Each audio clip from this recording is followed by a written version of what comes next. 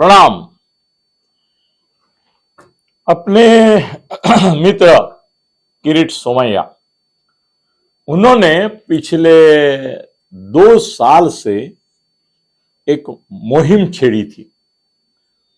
वो कांग्रेस के, शिवसेना के, तब शिवसेना एक थी, राष्ट्रवादी के, तब राष्ट्रवादी एक थी, अनेक सारे नेताओं के भ्रष्टाचार के एक एक मामले निकाल रहे थे और हड़कंप मच रहा था हर बार। फिर उनकी एक स्टाइल है, वो खाली प्रेस कॉन्फ्रेंस लेके अनाउंस नहीं करते थे, उसके साथ साथ एक लेटर लिखते थे, ईडी को लिखते थे, इनकम टैक्स को लिखते थे, सीबीआई को लिखते थे, इकोनॉमिक ऑफेंस विंग को लिखते थे, पंतप्रधान को लिखते थे, गृह मंत्री जी को लिखते थे और कंप्लेंट भी करते थे कई जगह। इतना ही नहीं तो Kirit Somaiya on the spot जाते थे। किसी के ऊपर अगर उन्होंने कोई आरोप लगाया तो वो वहां जाके देखते भी थे कि ये कैसा है, मतलब दिखाते थे। उनका मीडिया रिलेशन बहुत अच्छा है, इसके लिए मीडिया वालों की पूरी टीम उनके साथ जाती थी और उन्होंने सबको ऐसे हालात बना दिए कि लोग खुद ही बोलने लगे कि हमारे सामने दो ही पर्याय है, या तो जेल या तो बीजेपी। रविंद्र वायकर ने बड़ी निर्लज्जता के साथ, कोई संकोच किए बिना, कोई शर्म किए बिना, इलेक्शन के पहले 4 दिन खुली तौर पे प्रेस कॉन्फ्रेंस में बताया, रविंद्र वायकर जी धन्य हैं, उनके मन में तनिक विचार भी नहीं आया कि 4 दिन पहले मैं जो मेरी ही इज्जत का फालूदा कर रहा हूं, मेरी ही इज्जत का दिवाला निकाल रहा हूं और मेरे बारे में एक ऐसी गोपनीय बात मैं दुनिया के सामने रख रहा हूं कि जिसकी वजह से लोग, वोटिंग में तो परिणाम होगा ही, मगर बोलेंगे इसके मुंह में तो गोबर ठूसना चाहिए। क्या बोले रविंद्र वायकर? आता हूं मैं किरीट सोमैया के मुद्दे पे आता हूं। वो बोले कि मेरे सामने 2 ही पर्याय थे, या तो ईडी की जेल में जाओ या महायुति में जाओ। तो जेल जाने से मैंने बेहतर समझा और महायुति में गया। अब मैं उन आरोपों से मुक्त हो गया हूं, मुझे कोई टेंशन नहीं है और मैं आज तो, मेरा भाग्य देखो कि जो जेल के दरवाजे पे खड़ा था वो आज संसद के दरवाजे पे खड़ा है, मैं उम्मीदवार हूं। इन लोगों को भी विनाशकाले विपरीत बुद्धि होती है क्या हो? ऐसा लगता है। नहीं तो इसको ये बोलने की जरूरत नहीं। रविंद्र वायकर क्यों बोले ये? अकल थोड़ी कम है क्या उनको? अकल कम है? 4 दिन पहले तुम बोलते हो कि मुझे 2 ही पर्याय थे, मैंने महायुति का पर्याय चुना, नहीं तो मैं जेल ही जाता था। ये तो तुम तुम्हारे पापों की, अपराधों की, दोषों की, गुनाहों की एक तरह से कबूली दे रहे हो कि हाँ मैं दोषी था, हाँ मैं गुनहगार था, हाँ मेरे ऊपर जो आरोप थे उनमें तथ्य था। वैसे तो दुनिया को मालूम है कि वो उद्धव का पार्टनर था रविंद्र वायकर। उसकी बीबी और अपने रश्मि वहिनी के कॉमन 19 बंगले थे जो किरीट ने दिखाए थे, जाके उसका स्पॉट दिखाया, फिर वो गायब भी हो गए। रविंद्र वायकर को ये नहीं कहना चाहिए था, नहीं कहना चाहिए था कि ऐसी हालत थी करके आया। उसको बोलना चाहिए था कि भाई ठीक है, शिंदे साहब का महायुति का जो प्रोग्राम है, मोदी साहब है, ये वो जो सब झूठ बोलते हैं वही पॉपुलर झूठ है। जो बीजेपी में आए उन्होंने वही झूठ तो बोला है, ये भी बोल सकता था। इसमें ये कहां से पागलपन आ गया कि उसने ये बोल दिया जिसकी वजह से उसके कुछ तो वोट कम होंगे। जीतेगा मगर अपने पाप का बोझ लेके उसको मतदाताओं के सामने जाना पड़ रहा है। मैं बाद में वापिस आता हूं कि यह ऐसी हालत जो रविंद्र वायकर की हुई थी वो किरीट सोमैया की वजह से हुई थी। किरीट सोमैया ने अभी अभी मैंने मेरा जो मराठी वीडियो बनाया उसके दरमियान मैंने हिंदुस्तान टाइम्स के ये ही पढ़ के सुनाए थे। अभी वो मुझे मिले नहीं मोबाइल में, किधर गए आगे पीछे किधर। तो एक अंदर 16 लोगों के खिलाफ किरीट सोमैया ने आरोप किए जो राष्ट्रवादी में थे और शिवसेना में थे और कांग्रेस में थे। उसमें अशोक चौहान भी था, कांग्रेस से अशोक चौहान भी था, मगर यहां से बहुत थे और 16 लोग थे कोर्ट। मगर उन 16 लोगों में से 5 लोगों को इस लोकसभा में संसदीय चुनाव में टिकट मिला है, उम्मीदवारी मिली है। तो सब 16 लोग जो है वो 16 लोगों में से अभी उनके मुताबिक 12 लोग ऑलरेडी बीजेपी, राष्ट्रवादी, अजीत दादा या तो शिंदे के गुट में चले गए हैं। कितने? 16 में से 12। 16 लोगों पे आरोप किए थे उसने, बहुत गहन गंभीर आरोप किए थे, उसमें से 12 चले गए।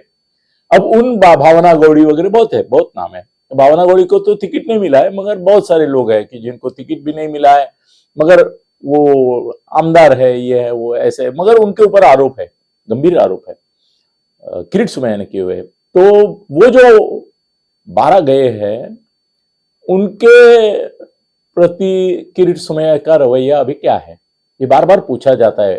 किरीट को भी पूछा जाता है, बीजेपी वालों को भी पूछा जाता है। राव साहब दानवे थोड़े से अलग टाइप के आदमी हैं, वो कुछ भी बोल देते हैं। अभी उन्होंने तो ये बोल दिया उनकी वजह से, जैसे आर पाटिल ने जब कसाब का मामला हुआ तो बोले बड़े बड़े शहरों में ऐसे छोटे छोटे हादसे होते रहते हैं, उसकी वजह से उनकी कुर्सी चली गई और वो उनका वाक्य अमर हो गया, सेंटेंस कभी भी पिक्चर में भी आता है, बड़े बड़े शहरों में ऐसे छोटे छोटे हादसे होते हैं, सब जगह कार्टून हो गया उनका। उसी तरह से यहां भी हो गया कि वॉशिंग मशीन कर दिया उन्होंने बोला दानवे ने कि हमारे पास एक ऐसा वॉशिंग मशीन है, वो लूज स्टॉक करती है। कैसे उनको पार्टी का अध्यक्ष बनाया था, यहाँ मंत्री बनाया, आश्चर्य है मुझे। बहुत लूज स्टॉक करते हैं, बहुत ही लूज स्टॉक करते हैं। बोले वॉशिंग मशीन है, इसमें यहां से भ्रष्टाचारी को डालो, वहां से धुलाई होके साफ सुथरा होके आता है। दुनिया में, पूरे भारत में जितनी बदनामी बीजेपी की एक वॉशिंग मशीन के कंसेप्ट से हुई उतने दूसरे किसी चीज से नहीं हुई। मगर राव साहब दानवे बोल गए वॉशिंग मशीन। आज भी वो वॉशिंग मशीन की संकल्पना फडणवीस को, मोदी जी को, शाह को, सभी भाजपा नेताओं को परेशान करती रहती है।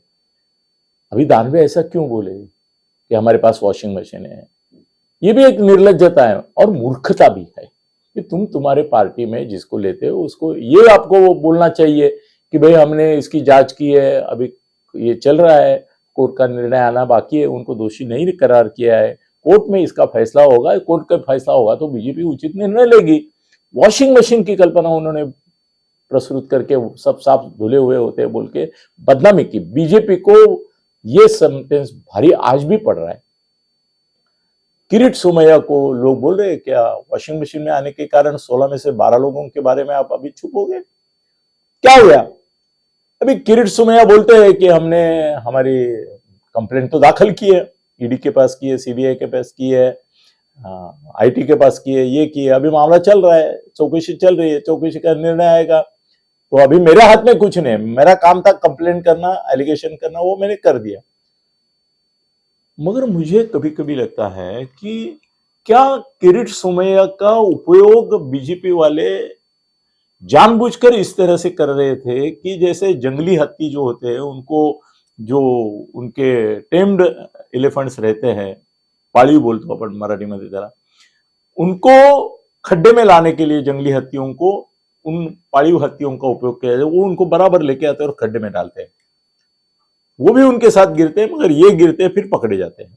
क्या किरीट सोमैया को सुपारी दी थी बीजेपी ने कि भाई तुम एक एक के ऊपर आरोप करो और उनको इतना परेशान करो, फिर ईडी ये वो सब हम पीछे लगाएंगे कि वो मजबूर होकर हमारे पास आए?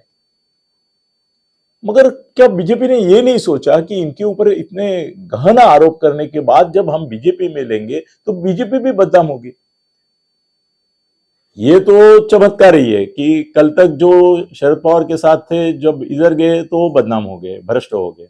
जो कल तक सुबह तक, अरे कुछ तो 15 मिनट तक उद्धव के साथ बाजू में खड़े थे। अब ये तुम्हारा रविंद्र वाइकर तो 15 मिनट पहले बाजू में खड़ा था, तब वो धुला था, वो चरित्र संपन्न था, वो योग्य था, भ्रष्ट नहीं था। जैसे ही इधर गया भ्रष्ट। उनकी भी मूर्खता ही यही है कि भाई कल तक तो तुम्हारे ही साथ था, तब भ्रष्ट नहीं था क्या? ये सवाल उनको भी पूछा जा सकता है। कोई पूछता नहीं है वो बात अलग है, क्योंकि ये भाई दंडुका लेके खड़े हैं वो भी, हाँ क्या बोले अभी तो किरीट की ये कामगिरी थी क्या कि उनको यहां लाओ? फिर वो बदनाम लोगों को लेके आने में क्या मतलब है?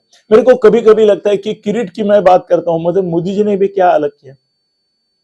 वो तो सर्वश्रेष्ठ बुद्धिमान है, प्रकांड पंडित है, चाणक्य है। क्या नहीं है? क्या है के बदले क्या नहीं है? उन्होंने भी 48 घंटे पहले बोला कि राष्ट्रवादी का एक नेता 70,000 करोड़ के मामले में फंसा है, कोऑपरेटिव बैंक के मामले में फंसा है, शुगर के डिस्टिलरी के मामले में फंसा है, और 48 घंटे में उसको मुख्यमंत्री पद की शपथ दे दी अजीत दादा को। ये भी मोदी ने क्या सोचा होगा, कैसे सोचा होगा कि भाई आज मैं इसकी बदनामी कर रहा हूं 70,000 करोड़ की, कल चलो अपोजिशन छोड़ो, आम आदमी तो पूछेगा कि भाई आपने 70,000 करोड़ की बात जिसके बारे में की उसको तो उप मुख्यमंत्री बना दिया, ये क्या हो गया? ये तो वॉशिंग मशीन से ज्यादा कुछ लग रहा है हमको। मोदी जी ने सोचा नहीं, किरीट ने भी, उसको मालूम होगा कि ये लोग बीजेपी में आज नहीं तो कल आएंगे, और उनको आने के लिए भी शायद ये उसको मिशन दिया गया होगा। Whatever it is, they are here. अभी मैं आपके सामने सवाल रख रहा हूं कि ये जो भ्रष्ट लोग हैं, उन्होंने, किरीट ने जिन लोगों के ऊपर बहुत गहरे गहन आरोप किए थे, उनमें एक थे नारायण राणे। अभी नारायण राणे जी का जो चुनाव चल रहा है उसकी मैं पूरा कैंपेन का ट्रेल कर रहा हूं, टीवी से कर रहा हूँ, लाइव से कर रहा हूँ, कुछ मित्र हैं पत्रकार, उनसे भी बात करता हूँ। तो राणे जी के मतदार संघ में कोई भ्रष्टाचार की, वो उनके घर में क्या अधिकृत था अनधिकृत था कि इसकी वगैरह कोई बात नहीं हो रही है। दूसरे ही मुद्दे पे चल रहा है सब कुछ। नारायण राणे के बारे में भ्रष्टाचार का कोई मामला है, कोई आरोप किया गया था, इसका नामो निशान तक नहीं दिखाई देगा। रविंद्र वाइकर, वो तो मेरे ख्याल से इस मोमेंट के सबसे टॉप 10 अगर निकाले तो टॉप 1 पे रविंद्र वाइकर है। उनके भ्रष्टाचार के मामले किरीट ने कितने निकाले, मामले कोर्ट तक गए, ईडी तक गए, क्या क्या एलिगेशन हुए, हजारों करोड़ों की संपत्ति के आरोप है, उद्योग के पार्टनर होने का आरोप है। मगर रविंद्र वाइकर का ट्रेल कर रहा हूं मैं, उनका पूरा कैंपेन, उनके अपोजिशन का कैंपेन, अमोल कीर्तिकर का कैंपेन। तो मुझे नहीं लगता है कि भ्रष्टाचार कोई सब्जेक्ट है, मुद्दा है, कोई नहीं है। मतलब किरीट सोमैया ने जो आरोप किए वो लोग भी भूल गए, ऐसा लगता है मुझे। खुद बीजेपी वाले तो उनके सुविधा के लिए भूल गए, मगर लोग भी भूल गए उनके अपोजिट। अभी अमोल कीर्तिकर उसके खिलाफ है, रविंद्र वाइकर के, उसका प्रॉब्लम है, वो खिचड़ी में फंसा है। खिचड़ी, दो भ्रष्टाचारी एक दूसरे से लड़ रहे। पब्लिक को भी क्या बढ़िया चॉइस मिला है, देखो, एक खिचड़ी वाला भ्रष्टाचारी, दूसरा उद्धव वाला भ्रष्टाचारी, दोनों में से एक को चुनना है, और कम ज्यादा कुछ नहीं, दोनों ही वहीं पहुंचे हुए 420 चोर है, उनमें से चुनना है। बहुत जगह ऐसा है। मैंने तो एक स्लोगन डाली थी, उसको बहुत बड़ा यार रिस्पांस मिला मुझे।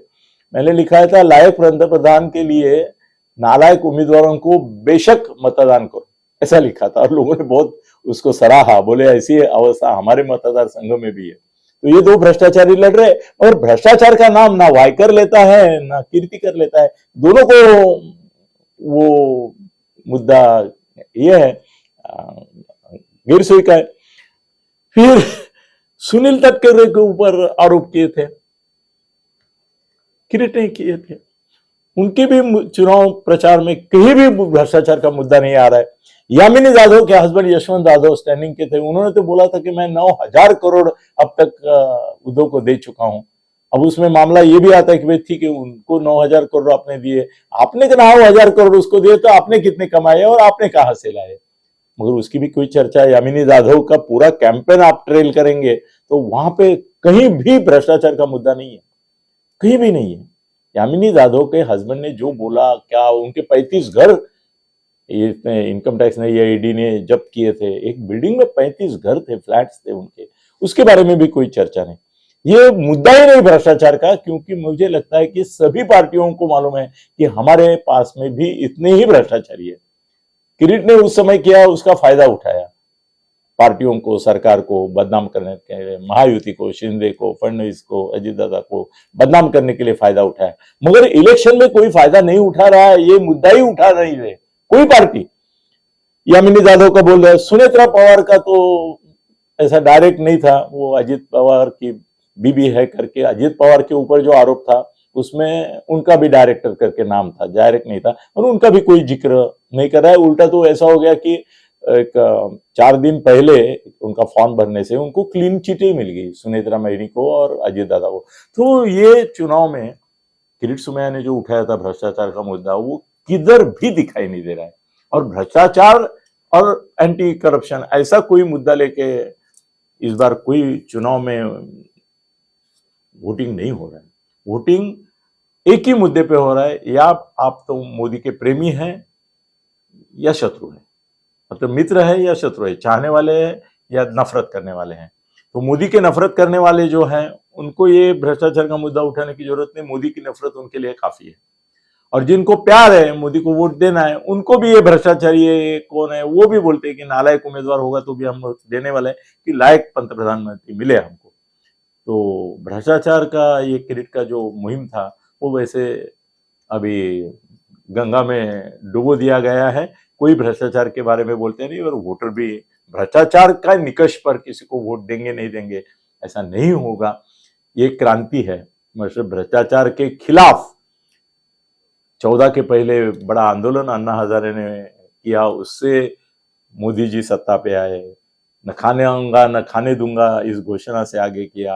अब जो खाने वाले हैं वही उनके साथ बैठे हुए हैं, और जो खाना चाहते हैं वो आने की कोशिश में। और भ्रष्टाचार इलेक्शन का मुद्दा नहीं है। किरीट सोमैया का जो भी था वो फाइल बंद हो गई। धन्यवाद।